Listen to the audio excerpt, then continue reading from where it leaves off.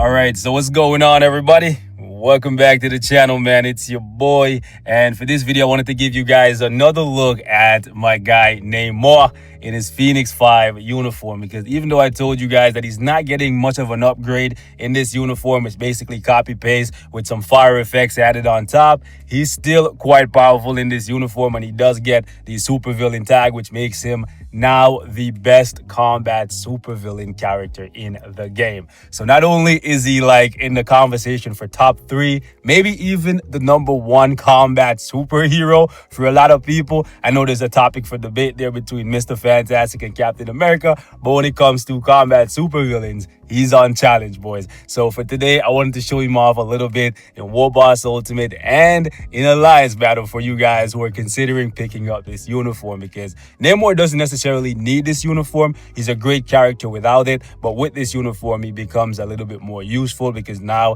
as a fire damage character, you can use him against Ebony Moss, so he can cover more bosses if you need more characters to do that for you. So yeah, overall, he's a beast. And the funny thing is, his build is not even close to being completed. I'm in the top 2,000. To go any higher than this, even though we have a ranking event going on right now, I don't plan to do it, but to go any higher than this, I would need to get all these Urus to 6 stars. In addition to that, I would have to consider giving him some Odin's blessings. I do have a couple, but not that many. I did this whole conversion event that was going on. I only got like 1 additional Odin's blessing from like 16 6-star Urus, so not that good, but at least I walked away with something. I have a couple. I've never put an Odin's blessings on any character ever, and I don't know who I'm waiting for, because all of my favorite characters for the most part are in the game. Deadpool's already in the game, and if he doesn't have Odin's blessings, I don't know who else to put Odin's blessings on. Anyways, not the point of the video, boys. Let's actually jump right into the gameplay, and I want to show you guys one of my highest World Boss Ultimate clears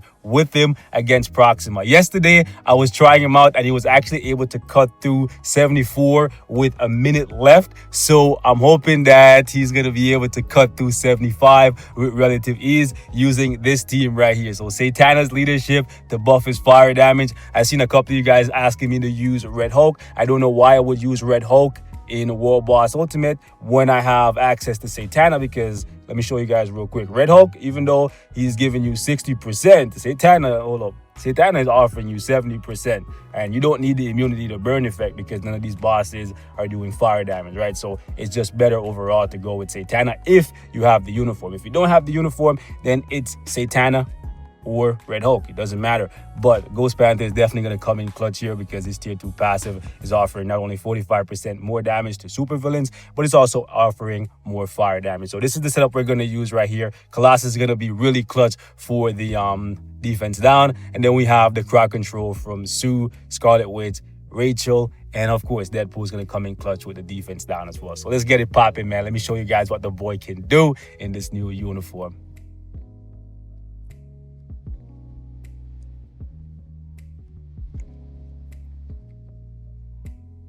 Now, the cool thing about this uniform, in my opinion, is the additional survivability that he gets because of the HP shield as a uniform bonus. So you can tank a good bit more now. So even though I don't have, hold up, anti-venom in here, it shouldn't be a big problem. Like, I can still die with him. Let's actually get the tier 3 off there. And in most cases, you should ideally go with anti-venom, but I'm taking a chance here to see if I can do more damage. If I die, I might actually like swap it over. But I think with the extra crowd control and the HP shield, it might actually work out in his favor, because Namor's, hold up, Namor's HP is natively high, so it synergizes well with a HP shield for him.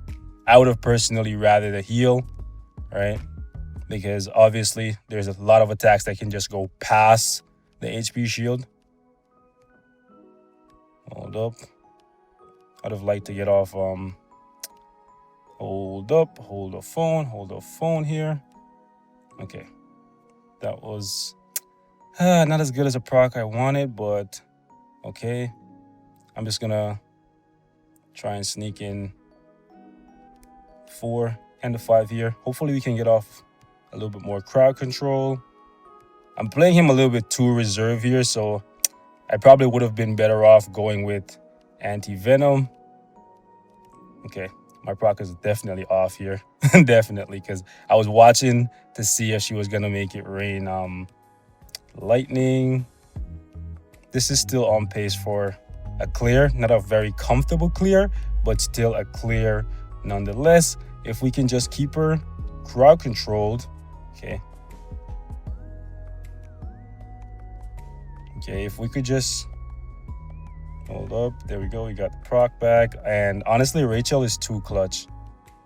Like when you get back-to-back mind controls from Scarlet and Rachel, it really helps. Now, I know some of you guys really hate when the boss is just standing still and ooh, it kind of seems like a cheese, but like this high up, man, like you really need to cheese the bosses sometimes, because sometimes Proxima will just make it rain like 50 lightning bolts in a row and there's nothing you can do. You can't attack. Okay, speaking of lightning bolts, she was just about to do that, right? Thankfully, we are able to switch phases.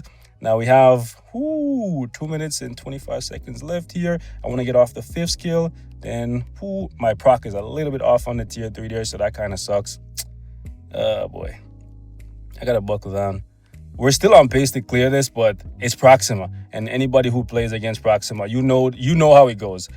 Anything could look like a clear against her, and all it takes is for her to just go on a tirade and just have a hissy fit and immediately just ruin everything by making it rain lightning bolts infinitely, right?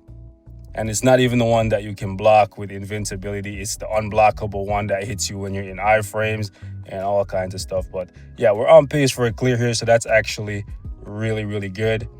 And the strikers that I chose here, hold up, get up, Namor.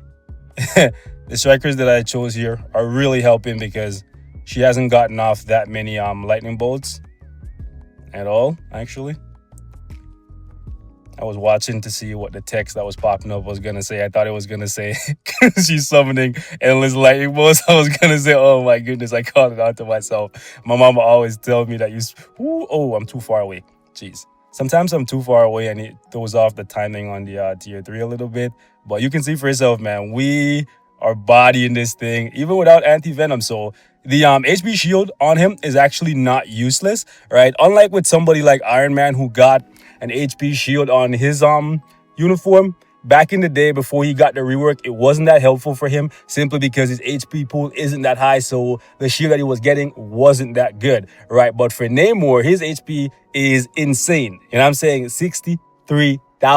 So 30% of that's a lot, boys. And let's actually go ahead and jump into ABX right here, and we're gonna see what we can score with the boys. So this is the team that we're gonna use right here. There's actually 2 teams that you can use. You can use Colossus and Hulk, and that's gonna give you can see max HP and 5.1% more physical attack. And if you want the extra survivability from Colossus, you can do that, but ideally you should go like this, right?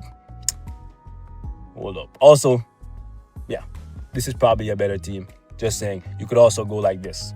But no, this is a better team because Red Hulk and Hulk, that's going to give you, I believe it's 6.1% all attack. So obviously that's better than the 5.1 that you're getting from Colossus. So this is the best possible team right here. And goodbye, Molten Man. I know you had a good run, but yeah, I'm happy he's gone because now Namor can cover 2 days, and Namor is a lot more fun to play than Molten Man, and I think he's way more deserving of a CTP of Rage. So this is actually a good thing, right? I don't know about you guys. I don't really care about ABX, but I think the ABX players are going to be very happy that finally they have one character that can cover 2 days. These 2 days specifically, combat supervillain and combat superhero. But anyways, man, let's jump into it. Let's see what we can do with the boy.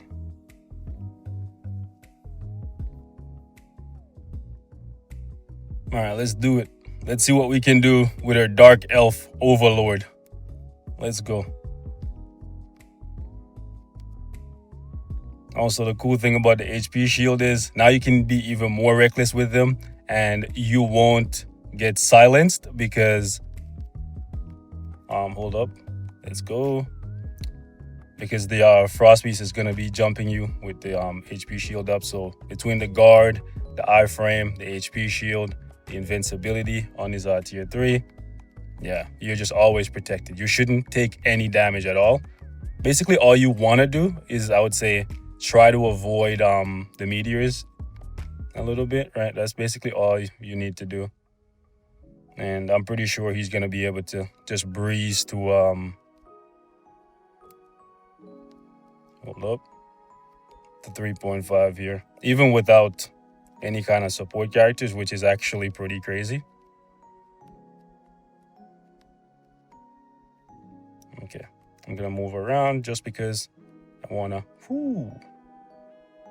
keep the bar. Also, it's really, really cool to watch him.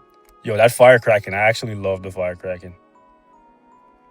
Like, that's the one skill that I'm happy that the fire effect is on. Like, it just looks super duper cool. Actually, I shouldn't have proc there.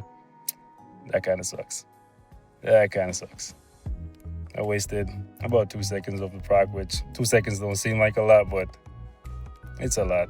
It's a lot of damage that I just missed out on. But we're gonna hit 3.5, which is pretty damn good. Also, if you can, try to like let his fifth skill play out, because the last slash at the end seems to do pretty good damage. Also, one thing you guys may not know is the buff on Namor's fifth skill is actually a refreshing buff. Some of you guys think it's just a 3-second buff and nothing else, but if you keep a look just on the icon, you'll notice that it keeps flickering at 3 seconds, and then it will just go down to 1, and then it will just refresh itself. It's a refreshing buff, which is actually really good. It's kind of like Magneto's buff. So basically, if he gets debuffed and he gets taken away, he can just put it back up like it's no problem. All right, so that's actually really, really dope. And that's why I don't have max attack speed on him, because his buff gives him 20%. Right, so for me, there's really no point. Right, so we're gonna easily break 4 million here, and I could have gotten way higher than this. And this is with no Odin's blessings, right? So you guys should just keep that in mind. Let's just pop the last tier 3 here, even though we probably won't get to see the end of it, but easy, smooth 4 million. This is actually more. It is actually more damage than I was expecting here with no support. So Namor ain't no joke, boys. That's for damn sure. Y'all probably should pick up the uniform if you care about ABX. If you don't care about ABX and you're happy using Multiman, go ahead. But a character that can cover 2 days in ABX, I know that's going to make a lot of people happy, and it's definitely going to save at least 1 rage. So yeah, boys, we're gonna wrap it up right here. Thank you guys so much for watching. Just wanted to give y'all another look at the boy, man. He's out here beasting, you know what I'm saying? And this is what I expected, because he's starting off as an incredibly powerful character already. So just giving him additional stats from his uniform is good enough, but I still expected a little bit more effort from that mob. So I'm not going to give him a pass just because Namor can cover another day in ABX and he's a little bit stronger. Obviously, just by getting a uniform, right, he was going to be stronger. They definitely should have put a little bit more work into this thing. That's just my 2 cents. But ultimately, they did a really good job on the base, so they didn't need to do as much work with the uniform. The same cannot be said for Magic. So that's a bit unfortunate. Anyways, boys, I'm going to wrap it up right here. Leave your thoughts in the comments. As always, I'll catch you guys in the next one. If there's anything else y'all want to see with the boy, hit me up, and we can definitely cover that next. I'm out. Peace.